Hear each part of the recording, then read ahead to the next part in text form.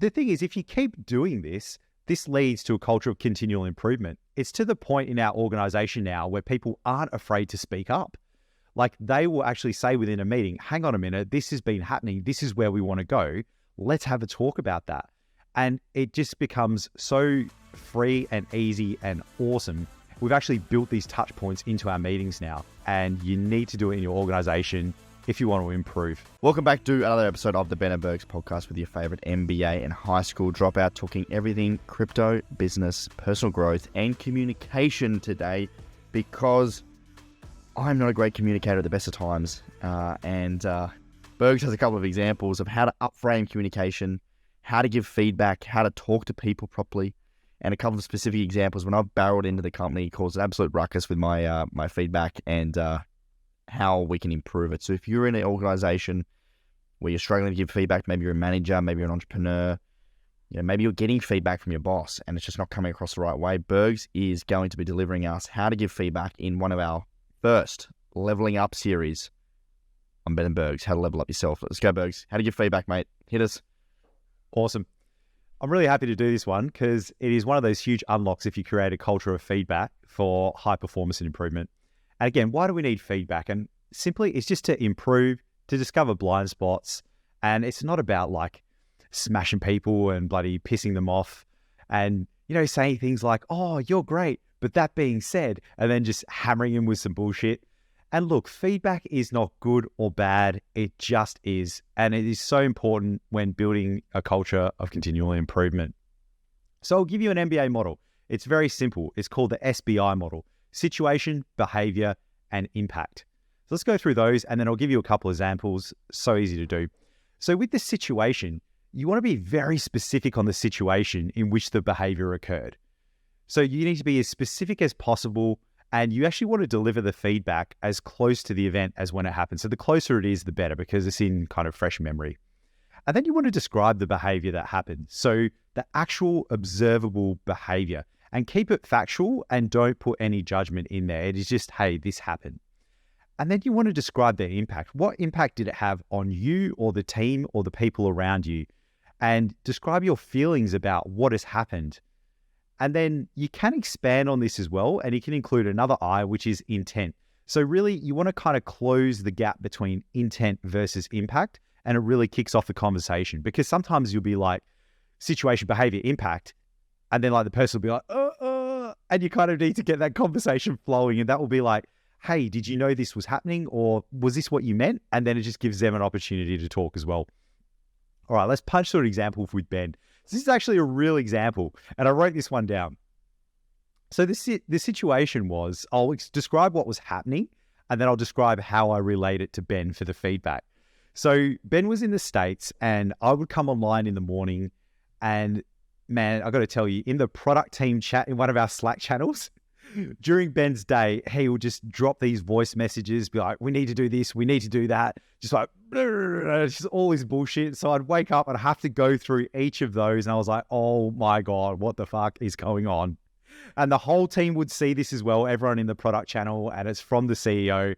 And I was like, look, we need to do this better. I need to say something to Ben because it's throwing the team into disarray and we just can't have this. Everyone's calling me in the morning going, oh, this is super important. We need to do this.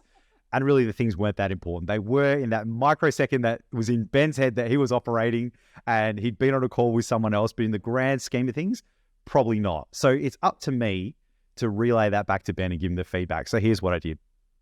I said, Ben, mate, on Tuesday and Thursday this week, you posted a couple of messages in the Slack product team challenge about a member's experience and changing the product.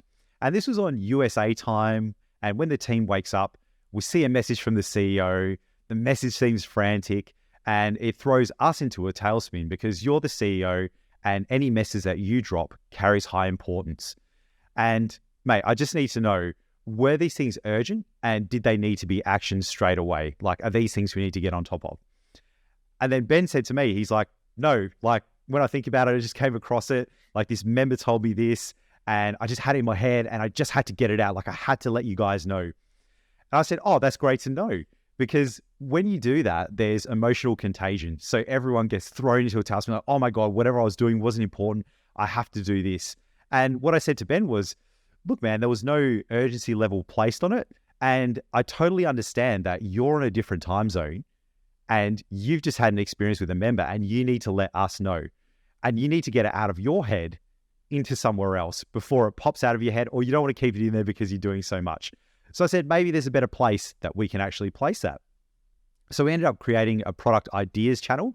Ben can put things in there, and we've told everyone that this is just where the ideas go. They're not super important, but it's somewhere to collate it, to get it out of people's heads. And honestly, it stopped all those frantic messages coming in.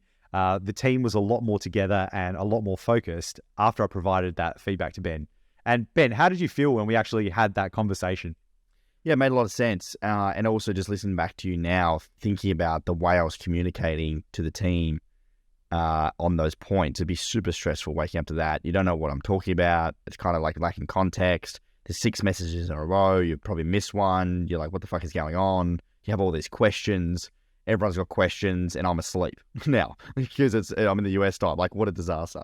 Now, actually, and understanding that and getting sort of the context of how it comes across, that was the most important thing to me.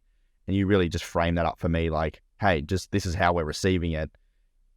This is now what's happening because the way it's being delivered is causing this. If we did it this way, we could actually get a better outcome. It'd be less stressful and you'd get your result quicker. I'm like, oh, that sounds great. Let's do that. That's exactly right. Because it's about the situation and how to make that better and succeed as a company. It's not about the individual. Some things can be about the individual with specific behaviors, but it very rarely is. A classic example that they use when they're trying to teach this is a person rocking up late to a meeting, and they continually do it.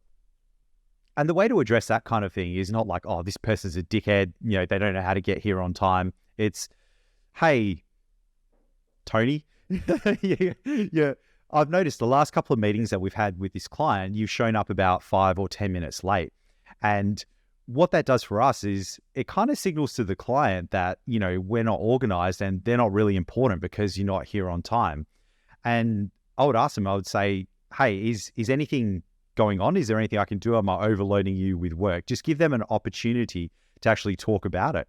And it may be that they've got too much on. There might be something going on in their lives, or they might not have realized that actually showing up on time was important because the boss was already there. And even with feedback, like it doesn't have to be positive or negative. It just is. And give feedback as much as you can to really drive that operational efficiency and to stop things that either upset you or throw a spanner in the works. Every weekly huddle that we have, we always do the positive shout outs at the end of it. We address any elephants in the room at the start, urgent and important things. And at the end, we'll shout out a team member and we'll go through our list of values and we'll say, hey, Ben, I'm going to shout you out for getting shit done and hungry to learn, improve and innovate.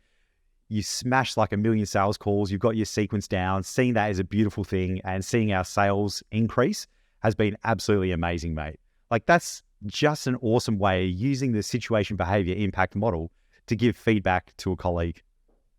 Brilliant, man. Fantastic. I love it. I'm going to use that framework. We'll drop those dot points in the comments below so you can use that. Thank you very much, Bergs, on our Leveling Up series. We're going to have more of these if you like them. We'd love to hear your feedback. Bergs has got a bunch of different knowledge and little points of growth. So we're going to be launching more of these Leveling Up series, little 5 to 10 minute clips when we can. Bergs, thank you so much, Ben. I know how to give feedback now. Awesome, mate. I look forward to receiving it. I was going to say, but just working through some stuff now. No, I'm kidding. Well done. Before we go, the thing is, if you keep doing this leads to a culture of continual improvement. It's to the point in our organization now where people aren't afraid to speak up. Like they will actually say within a meeting, hang on a minute, this has been happening. This is where we want to go. Let's have a talk about that. And it just becomes so free and easy and awesome. We've actually built these touch points into our meetings now. And really, it's not about the person, it's about the situation, and you need to do it in your organization if you want to improve. Yeah, bang on, man. Lovely stuff. Thank you so much for listening, Ben and Bergs listeners. If you like this episode, we'd love for you to share it with a friend. Do you have someone that's giving you shitty feedback?